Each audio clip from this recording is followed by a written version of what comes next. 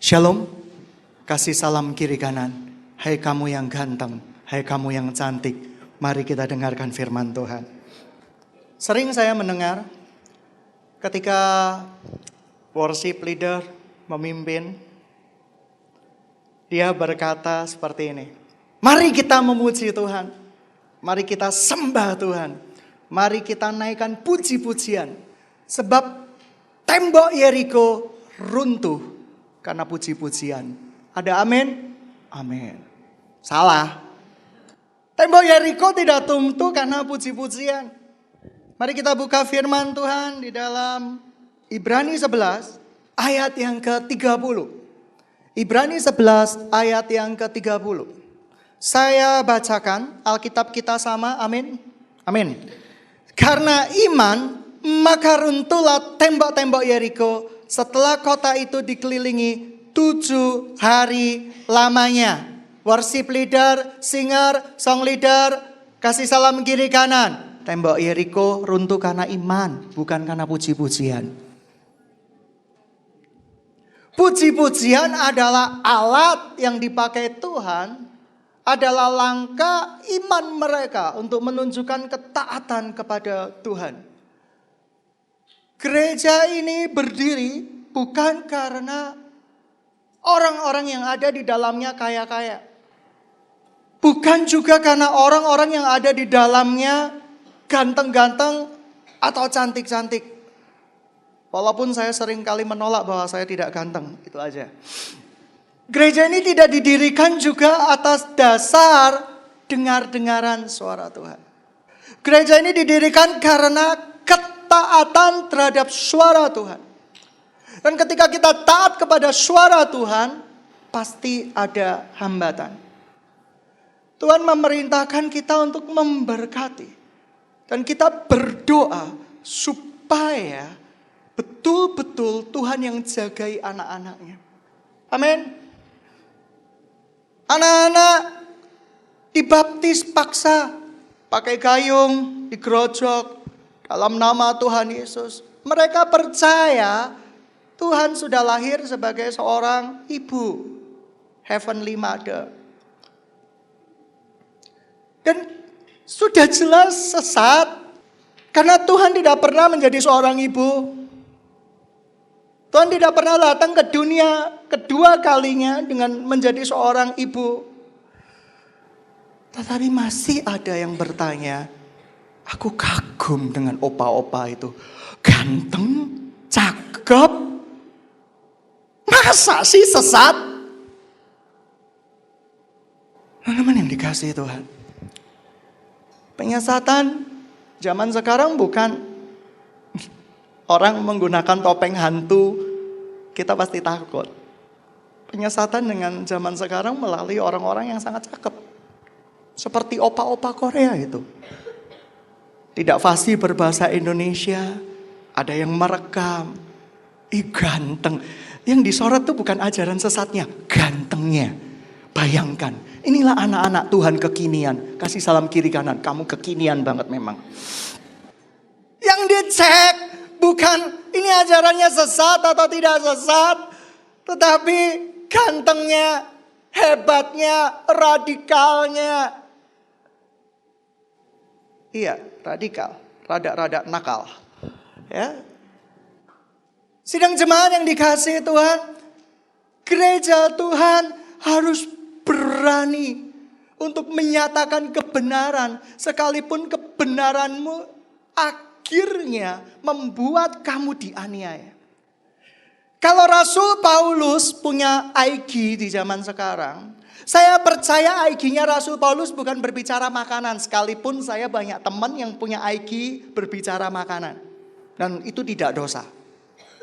Ada pizza yang sudah digigit sepotong dipoto, spread, upload, spread, gitu ya. Thanks Lord untuk berkat-berkat-Mu. Amin. Amin. Lalu setelah itu dia pergi ke sebuah kota, di foto, jebret. Very blessing Lord. Pakai baju tidur, foto. Anugerahmu besar bagiku. Ya kan? Lagi yang cowok juga pakai baju koloran, foto. Aku mau bubuk Yesus. Terima kasih atas berkat-berkat-Mu. Teman-teman yang dikasihi Tuhan, enggak salah, enggak dosa. Tetapi coba Rasul Paulus dan Rasul Petrus ketika hidup di masa sekarang, saya pengen tahu mereka upload IG apa sih? Mungkin mereka akan diuploadkan karena mereka nggak akan sempat upload. Mereka dipenjara, mereka dianiaya, mereka diperlakukan tidak adil, dan mereka diperlakukan semena-mena karena Injil Kristus yang sejati.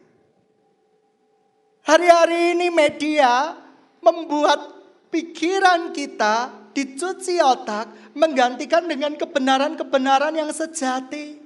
Kita menyangka kekristenan adalah sebuah gaya hidup mewah yang sangat diberkati.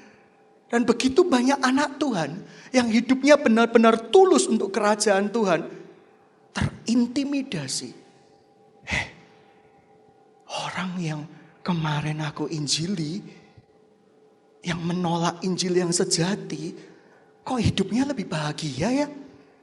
Aku yang tanya Tuhan sungguh-sungguh soal jodoh, ndak pele-pele, kok hidupnya menderita kayak gini ya? Sedangkan yang tidak pele-pele, tidak peduli dari Tuhan, tidak perlu dari hantu, tidak peduli dari siapapun, langsung mau. Kok di IG hidupnya bahagia ya? Dia bisa selfie sama suaminya ke Paris, ke Hong Kong, ke Korea. Padahal cuma background aja. Gitu ya, seperti itu. Kenapa mereka begitu bahagia? Kita menjadi iri hati yang sebenarnya tidak iri. Kau tahu, ketika Yesus mati buat dosa-dosa kita, Paulus iri, Petrus iri. Kapan ya aku bisa mengalami peristiwa penderitaan bersama-sama dengan engkau? Kapan ya aku bisa merasakan dianiaya itu seperti apa? Kapan ya aku bisa merasakan mengalami yang namanya tekanan karena aku memberitakan Injil yang benar? Berapa banyak anak-anak muda di tempat ini, engkau yang sanggup menceritakan Injil yang sejati, Injil yang benar. Kaya tidak dosa, tetapi Alkitab tidak mengajarkan kita harus kaya. Atau kita kaya raya sebagai sebuah standar diberkati oleh Tuhan. Jikalau tidak, rasul-rasul pasti akan menjadi orang-orang yang paling kaya di kotanya pada waktu itu. Berapa banyak Injil diputar balikan, berapa banyak cuci-cuci otak sudah mulai melanda anak-anak Tuhan. Ketika kita melihat iklan perumahan like heaven, suasana pegunungan. Amin. Di situ ada kolam renang, terconnecting satu klaster dengan klaster yang lain. Sungguh surga sudah ada di bumi. Iklan itu diputar terus. Anak-anak Tuhan menyangka bahwa dengan berkat-berkat yang sangat besar, mereka akan menikmati surga. Sidang jemaat yang dikasihi Tuhan, media menipu, tapi firman Tuhan itu tidak pernah menipu. Firman Tuhan berbicara, barang siapa karena aku engkau dianiaya, karena aku engkau difitnah, karena aku engkau diperlakukan tidak adil, engkau akan mendapatkan bagianmu kelak di sorga berlipat-lipat kali ganda. Sidang jemaat yang dikasihi Tuhan, hari-hari ini anak-anak Tuhan sedang melakukan perjalanan garis akhir.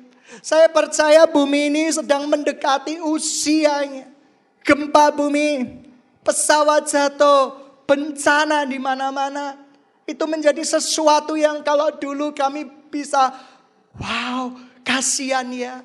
Saking banyaknya bencana, melihat foto-foto itu menjadi hambar hati ini. Oh Tuhan, kapan kedatanganmu? Sidang jemaat yang dikasihi Tuhan, saya percaya hidup kekristenan adalah hidup yang menjadi pusat dan tujuannya hanyalah Kristus semata. Kita tidak boleh menjadi serupa dengan dunia ini. Tetapi kita harus menjadi serupa dengan Kristus. Kristus aja yang menjadi pengharapan kita. Satu-satunya goal kita. Berapa banyak Anda yang tidak bisa menghitung berkat-berkat Anda di dalam kehidupan Anda? Kita selalu marah kepada Tuhan. Tuhan, aku tidak punya papa, aku tidak punya mama. Tapi tidak tahukah Anda, Tuhan mengirimkan papa-papa dan mama-mama rohani di dalam kehidupan Anda. Yang tidak memiliki ikatan darah tetapi memiliki ikatan sorgawi. Yang bela-belain doain Anda siang dan malam. Walaupun Anda tidak mengetahuinya. Tuhan kirimkan orang-orang sahabat-sahabat dekat Anda, om Anda, untuk memelihara Anda. Betapa kayanya Dia. Betapa kayanya Tuhan kita dengan hikmat dan kekuatannya. Sidang jemaat yang dikasihi Tuhan. Janganlah kita serupa dengan dunia ini. Berubahlah menurut pembaharuan dirimu supaya kita bisa mengenal kebenaran itu seperti apa. Saya percaya gereja ini didirikan bukan karena orang-orang yang kaya. Gereja ini tidak didirikan bukan karena merampas hak orang lain. Gereja ini bertumbuh, punya cabang bukan karena kami menyediakan mobil-mobil bis-bis yang kami parkir, yang kami taruh di depan bagian tubuh Kristus yang lain. Sementara tubuh Kristus yang lain meratapi, jemaatnya hilang. Yang lain bersuka cita karena terjadi revival. Karena kami adalah bagian dari tubuh Kristus. Kalau tubuh Kristus yang lain tersakiti, kami pun disakiti. Oleh karena itu Yesus adalah kepala gerejanya. Kita tidak mungkin bisa mempersatukan gereja-gereja menjadi satu tujuan, satu visi tanpa Yesus menjadi kepala gereja. Oleh karena itu, sidang jemaat yang dikasihi Tuhan. Anda pemuda, Anda dunia kerja. Kalau Anda difitnah, kalau Anda diperlakukan tidak adil, jangan balas. Berkati. Sebab kalau kita membalas, kita sudah tertipu oleh tipu daya si setan. Itu maunya setan. Ada yang bertanya kepada saya, mengapa ajaran-ajaran yang kurang benar itu bertumbuh itu lebih besar. Kenapa Tuhan kok tidak menyingkirkannya?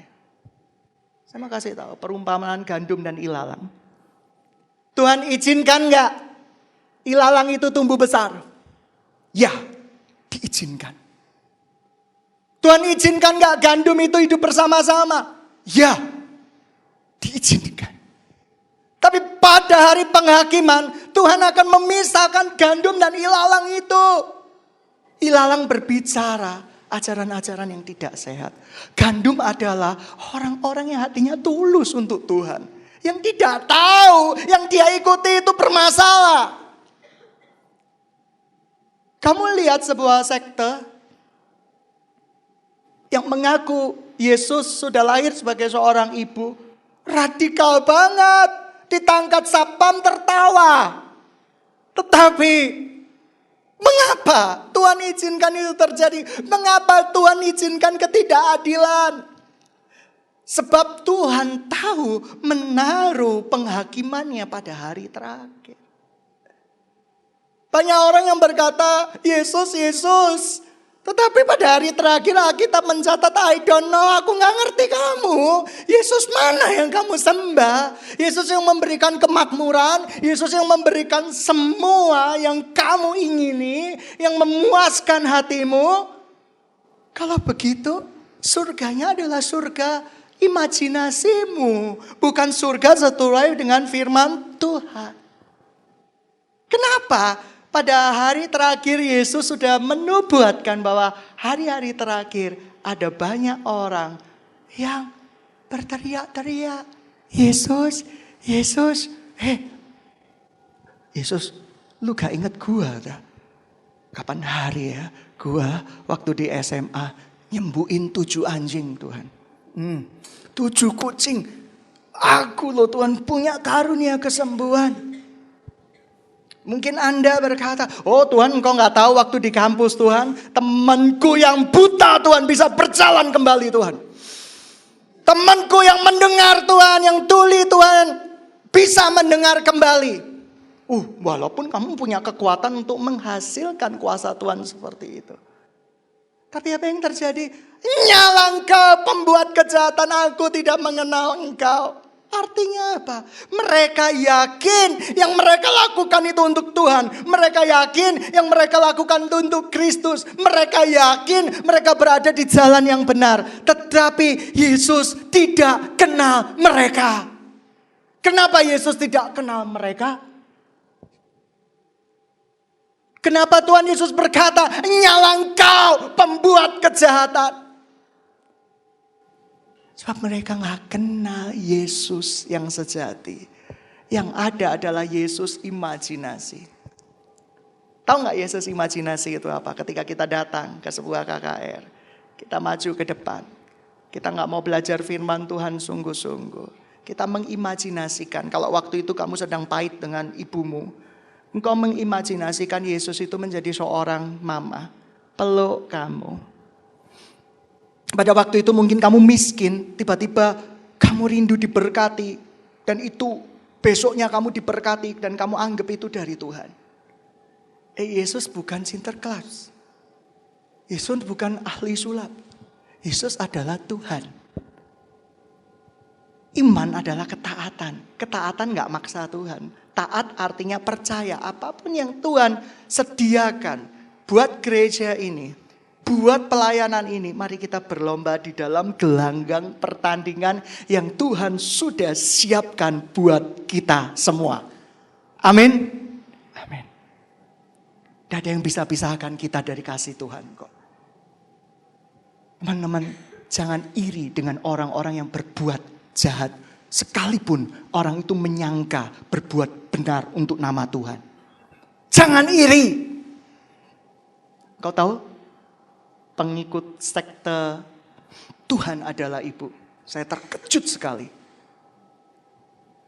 Di China, di Korea, ribuan.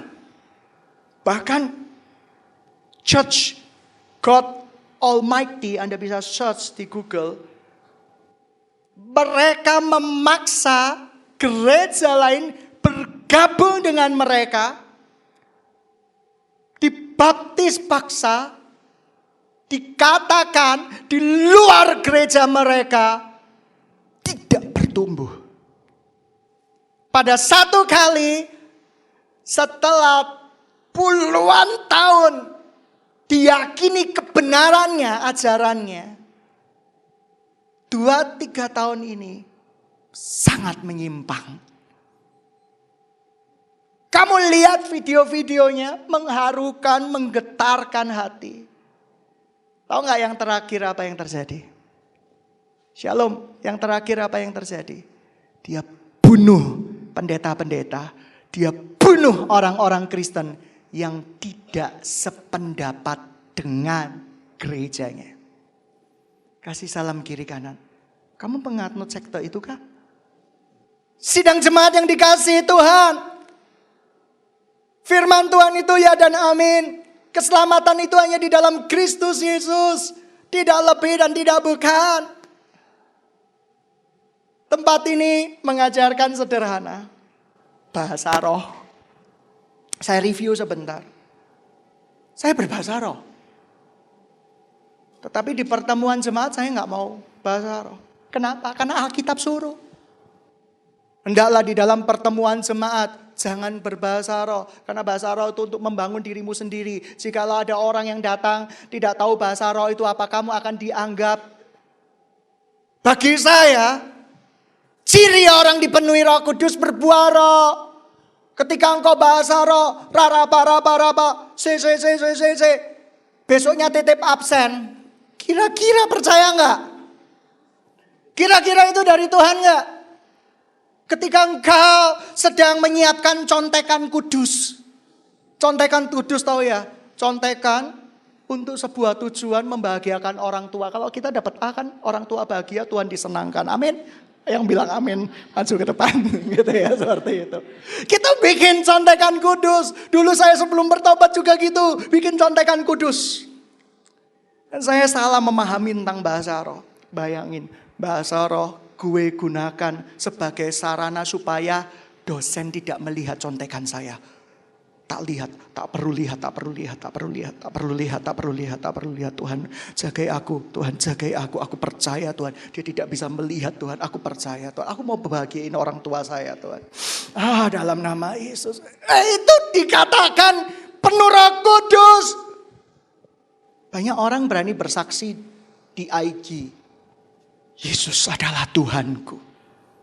Hidupku dimenangkan oleh Yesus. Tapi kesaksian hidupnya dengan teman-temannya masih suka miso.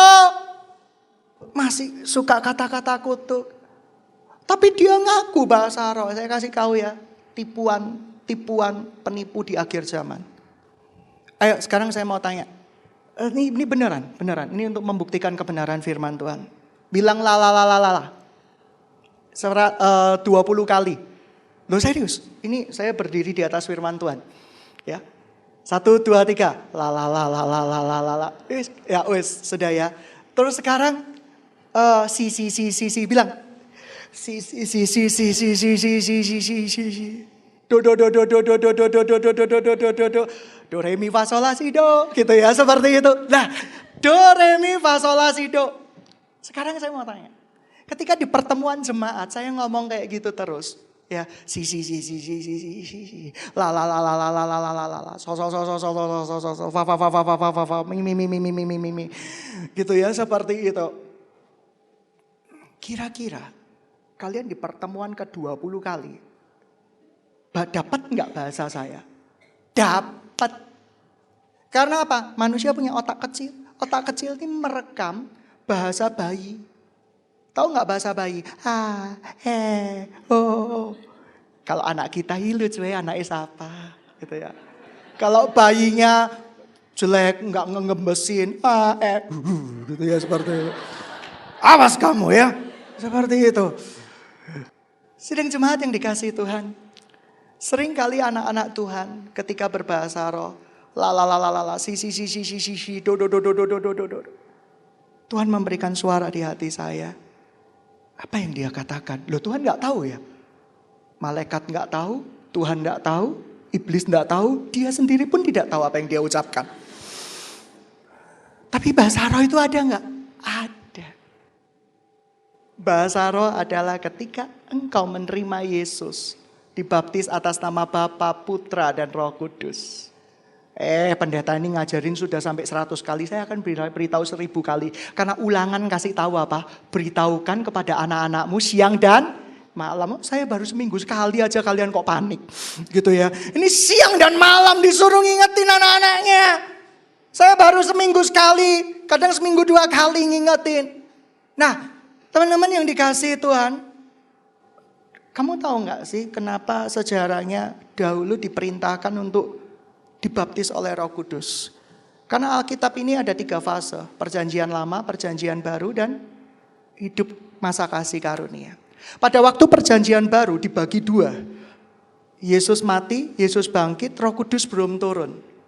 Nah, oleh karena itu, bagian kedua dari perjanjian baru, Roh Kudus turun. Oleh karena itu diingetin, udah tahu nggak ada Roh Kudus sudah turun. Mau nggak kamu terima Roh Kudus sebagai seal meterai? Oh ya mau, mereka dipenuhi oleh Roh Kudus. Sekarang saya mau tanya, zaman sekarang Roh Kudus sudah ada nggak? Sudah ada. Kamu dibaptis atas nama apa? Siapa? Bapa, Putra, dan Roh Kudus. Sudah nggak kamu dibaptis Roh Kudus? Ya sudah, selesai. Manifestasi. Kamu kasih tahu ya. Baca 1 Korintus. 1 Korintus. Kejarlah karunia-karunia. Di akhir zaman itu yang dilihat Tuhan itu apa sih? Katok. Kurang ajar gitu ya, seperti itu. Apa? Kasih. Sekalipun aku memiliki bahasa malaikat. Sekalipun aku memiliki kesaktian yang memindahkan gunung. Iman yang memindahkan gunung. Tapi kalau aku nggak punya kasih, itu seperti lonceng bergemerincing. Kamu ngaku-ngakunya anak Tuhan, kamu nggak punya kasih dengan bagian tubuh Kristus yang lain. Kasihan deh loh. Karena apa? Karena yang Tuhan cari itu kasih, bukan karunia-karunia. Sidang jemaat yang dikasihi Tuhan, mari kita dewasa. Dewasa bukan karena pengalaman. Di zaman kasih karunia ini semua orang mengalami peristiwa pengalaman rohani bersama Tuhan. Oleh karena itu di zaman kasih karunia ini tidak ada satupun yang boleh memisahkan kita dari kasih Kristus. Saya kasih tahu ya rahasia berikutnya ya. Kalau kamu bahasa roh, Alkitab mencatat apa? Terjemahin. Nih kebiasaan anak-anak Tuhan. Tidak koreksi diri. Oh, Tuhan bilang terjemahin, tak genapi. Bahasa roh, la. Kamu akan hidup diberkati. Do. Sebentar lagi kamu makan bakso. Dan tidak ada dodonya. Seperti itu. Jadi dibisa-bisain. Sangawore pikiran. Itu karunia penerjemahan? Enggak. Come on guys. Kita mengerti, kita diberikan hikmat dari surga. Untuk membedakan di akhir zaman ini saya perlu yang namanya roh apa? Shalom. Di akhir zaman ini perlu roh apa? Roh pembedaan roh. Supaya kita tahu di balik opa-opa Korea itu siapa yang sedang berdiri. Hari ini saya rindu tembok Yeriko runtuh. Bukan karena puji-pujian. Para ahli mengatakan tembok Yeriko runtuh karena resonansi dan getaran daripada sangkakala. Dan mereka melakukan percobaan. Sampai sekarang gak roboh-roboh. Tembok Yeriko itu berisi orang-orang kuat. Ya, mari kita buka firman Tuhan di dalam Yosua. Itu tadi introduction. Seperti skripsi, itu pendahuluan. Masih ada bab kedua, bab ketiga, dan bab keempat. Yosua 6 ayat pertama. Dalam pada itu Yeriko telah menutup pintu gerbangnya. Dan telah tertutup kota itu karena orang Israel. Tidak ada orang keluar atau masuk. Berfirmanlah Tuhan kepada Yosua. Ketahuilah aku akan serahkan ke tanganmu Yeriko ini berserta rajanya dan pahlawan-pahlawannya yang gagah perkasa. Saya percaya. Tembok Yerikomu itu apa sih? Tembok pelayananmu itu apa sih? Kamu kasih salam kiri kanan. Tuhan akan serahkan musuh-musuh Tuhan dalam tanganmu. Tuhan akan serahkan musuh-musuhnya dalam tanganmu ketika engkau hidup benar di hadapan Tuhan. Yang ketiga, haruslah engkau mengelilingi kota itu. Yakni semua prajurit harus mengedari kota itu sekali saja. Demikian harus engkau perbuat 6 hari lamanya. Dan 7 orang iman harus membawa 7 sangkakala tanduk domba di depan tabut. Tetapi pada hari yang ke-7, 7 kali harus mengelilingi kota itu. Sedang para iman meniup sangkakala. Apabila sangkakala tanduk domba itu panjang bunyinya dan kamu mendengar bunyi sangkakala itu, maka haruslah seluruh bangsa bersorak karena sorak yang nyaring.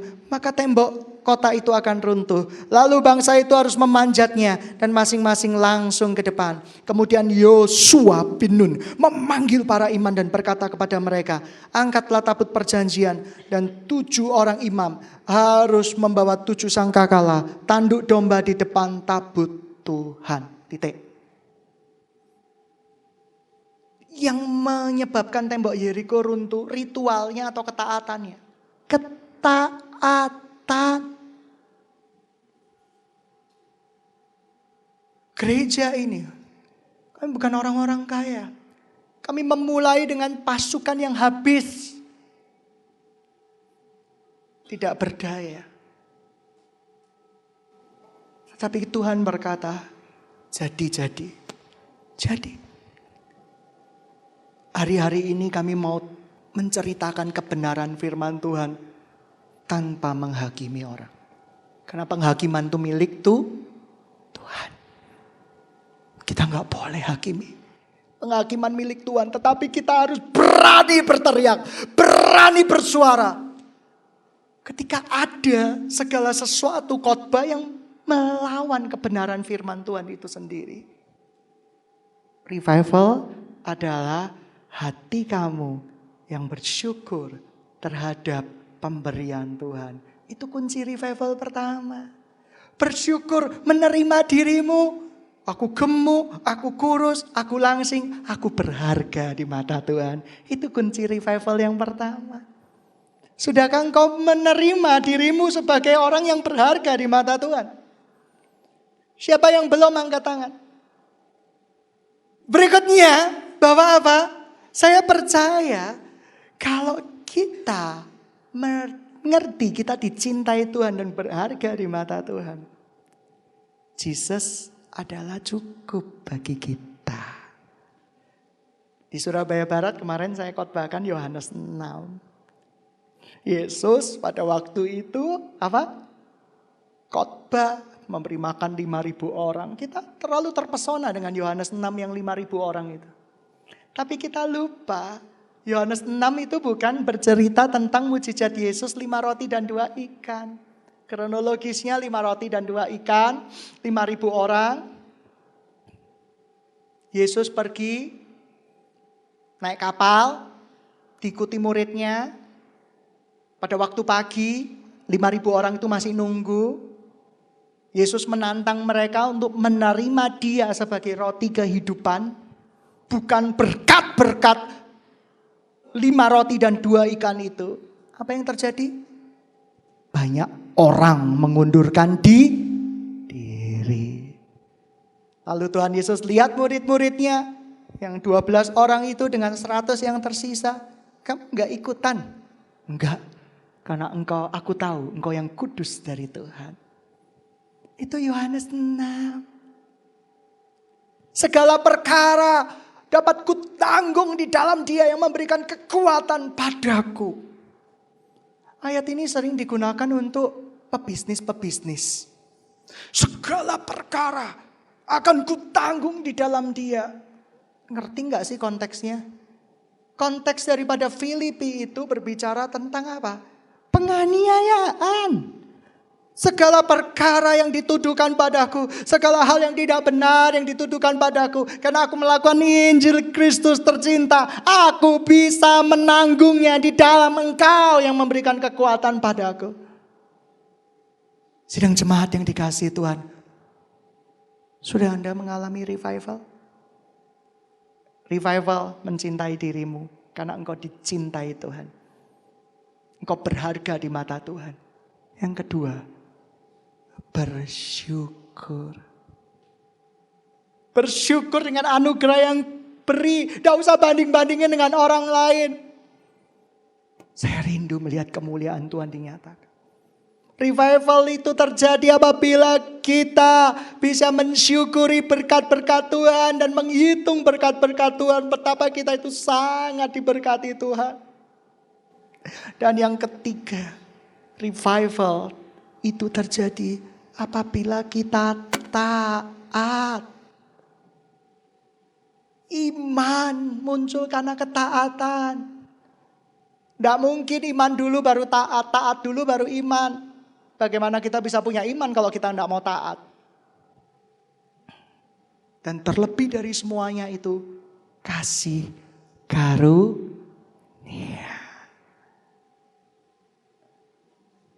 Sederhana saja, saya mengulangi. Saya percaya, kita nggak boleh ditipu iblis.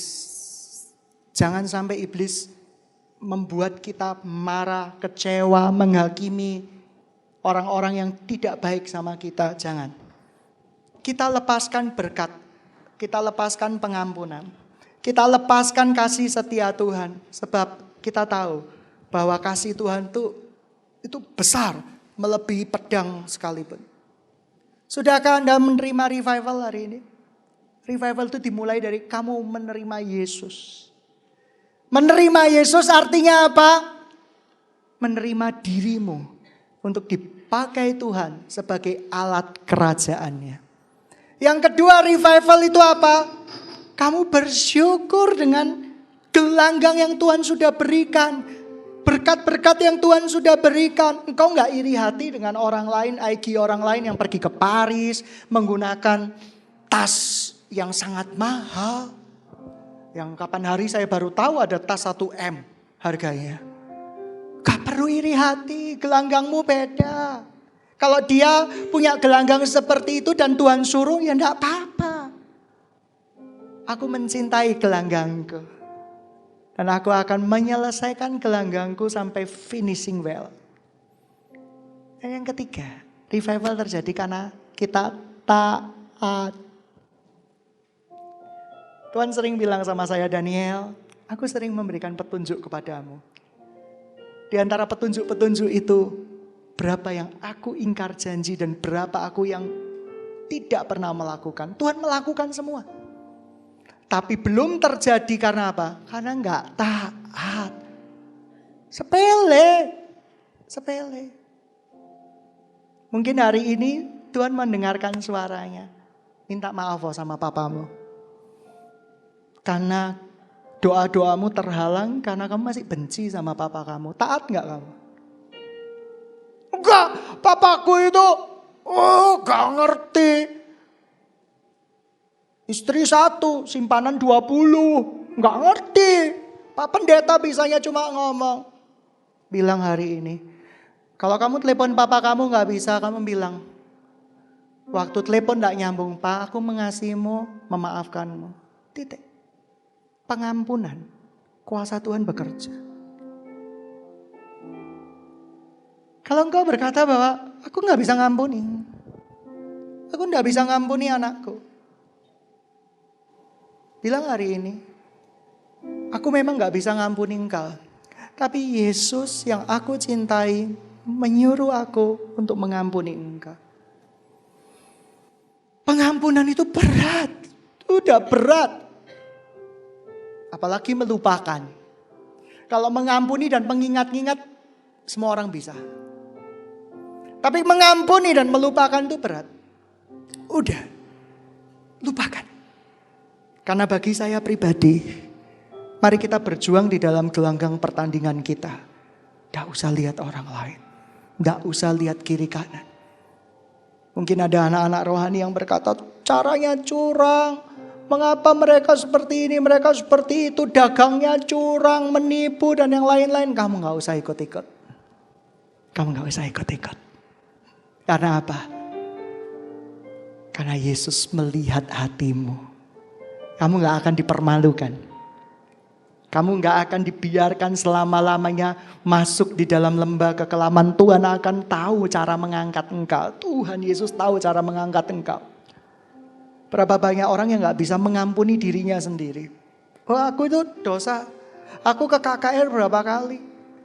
Masih hidup di dalam onani, masturbasi, lihat video-video porno. Dan aku tidak kunjung lepas dari hal-hal itu. Sudah dikotbahin neraka, aku juga balik 2 bulan kemudian. Aku gak bisa lepas. Yang melepaskan kau bukan karena khotbah neraka, khotbah surga. Yang melepaskan kau Yesus. Lalu bagaimana cara kita dilepaskan? Berdamai dengan dirimu sendiri. Kamu itu ciptaan Tuhan, bukan ciptaannya hantu. Kalau aku anaknya Tuhan, ahli waris kerajaan Tuhan, aku percaya aku akan mengambil dalam perbuatan-perbuatan terang. Dan saya percaya terang itu akan menelanjangi kegelapan. Sidang jemaat yang dikasihi Tuhan, ketika Rasul Paulus di penjara, Rasul Petrus di penjara, mereka berteriak di dalam hatinya, siapa yang bisa memisahkan kita dari kasih Kristus? Aniayakah, fitnahkah, ketelanjangankah, sakit penyakitkah? Siapa yang bisa memisahkan kita, saudara, dari kasih Tuhan? Kita ini bersaudara. Kau adalah keluarga Tuhan. Hari ini saya memutuskan, saya tidak mau menyakiti bagian tubuh Kristus yang lain. Saya memutuskan, pembelaan itu di tangan Tuhan. Dan pembelaan itu milik Tuhan. Kalau engkau benar, kau tidak usah takut. Maju. Walaupun musuh mengintimidasi engkau, walaupun tembok Yeriko itu begitu tebal, kalau kau taat, tembok itu akan runtuh. Kalau engkau berkata masalah keluargaku begitu besar, aku tidak bisa mengalami revival. Saya mau kasih tahu, Yesus lebih berkuasa daripada masalah-masalahmu. Yesus lebih berkuasa daripada ketakutan-ketakutanmu. Oleh karena itu, miliki iman, taat dan percaya. Miliki keberanian yang suci untuk bertindak sesuai dengan jalur kebenaran Tuhan. Berani mengoreksi diri. Kalau diri kita salah, koreksi, bereskan di hadapan Tuhan sebelum kita mempersembahkan korban kembali di hadapan Tuhan. Sidang jemaat yang dikasihi Tuhan, gereja ini mengalami new chapter di dalam perjalanannya. Artinya Tuhan menyertai kita. Tidak akan ada satu pun yang bisa memisahkan kita. Tipu daya iblis, setan, tidak bisa. Gosip, tidak bisa. Aniaya, tidak bisa. Karena kita satu tubuh di dalam Kristus Yesus. Nah, aku menghargaimu, aku mencintaimu sebagai anak-anak rohani. Aku mengasihimu. Sidang jemaat yang dikasihi Tuhan, biarlah laku ini seperti teriakan di Paulus, seperti teriakan di Petrus. Tuhan, aku gak akan terpisahkan sebagai keluarga Allah. Aku tidak akan menyakiti tubuh Kristus yang lain. Aku tidak akan, Tuhan. Sekali lagi, aku tidak akan membiarkan sakit penyakitku, kemiskinanku, kemalanganku membuat aku menghujat Engkau. Tidak,